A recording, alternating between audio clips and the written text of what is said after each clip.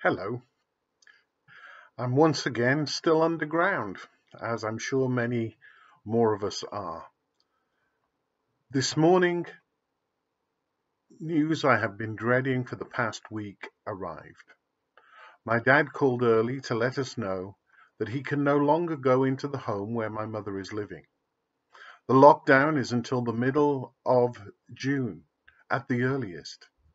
To him, quite rightly, 12 weeks seems a very long time.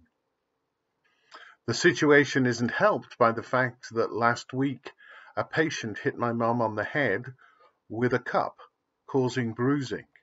In addition, it's made her fearful, and she is now a little more confused.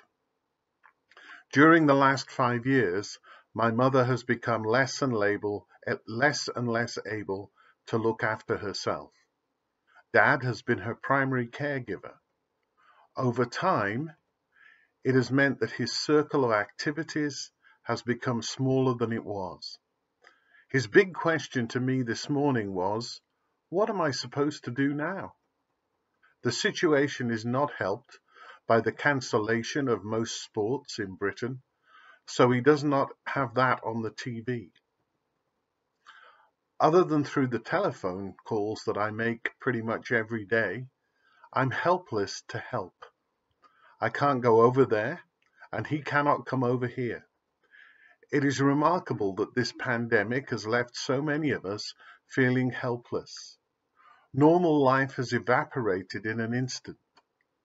For many of us in Canada, the fact that our nearest and dearest often live so far away is a major cause of anxiety.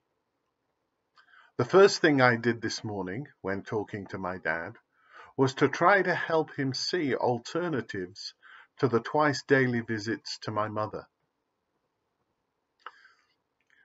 Fortunately, there is not 2 feet of snow still lying on the ground in England. Therefore, I was able to suggest that he does some gardening.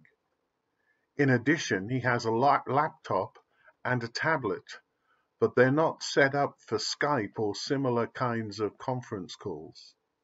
I hope he can go to see a neighbor tonight who might be able to help him with that. Currently, there are no visiting restrictions of that kind in the UK, although social distancing is advised. The main thing which gives me comfort is the nature of God. There is nowhere where God is not. God loves my parents as much as everyone else. The main thing I can do is to commend them to his love and care. We are joined together by the love of God. I'm very much a visual thinker, and I've been able to picture something to understand my thought. In my mind's eye, when I think about my parents, I imagine the hand of God with them safely held in it. It's necessary for me to trust in God with them, as there is nothing I can do to be physically present. I know that this reality is the same for others of us.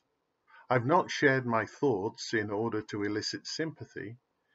It is my hope that we can all place our trust in God's love for those from whom we are separated.